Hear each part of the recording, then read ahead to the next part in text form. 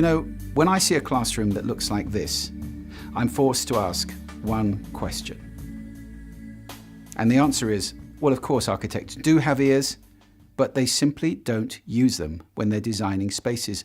This is true in education, it's true everywhere, but it's particularly significant in education. Let me show you the effects of this.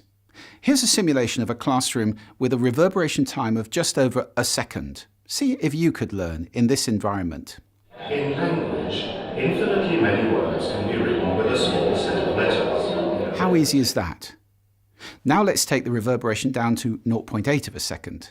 In language, infinitely many words can be written with a small set of letters. In arithmetic... Well, that's better, still challenging.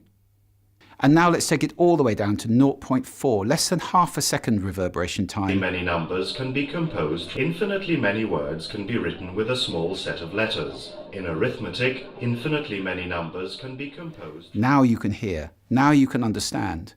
That's a really visceral demonstration of the way acoustics can transform the experience of education for the pupils.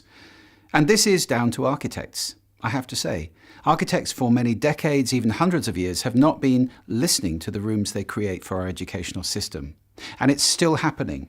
This, for example, is Bexley Academy. It was designed by one of the UK's top architects, who made it kind of like an office with a big central atrium and all the classrooms backing off it, with no back walls. Now, you or I could have told him that's not a good idea. They had to go in afterwards and spend £600,000 putting back walls on the classrooms because the kids simply couldn't hear their education because of the noise in the central atrium of all the other kids being taught. Even traditional classrooms are a problem. This study in Florida showed that if you're sitting where we are in this photograph, roughly row 4, you're losing half of the words. Speech intelligibility is just 50%. Now, that doesn't mean you don't get half your education, but it does mean you have to work far harder to join the dots, interpolate what was said.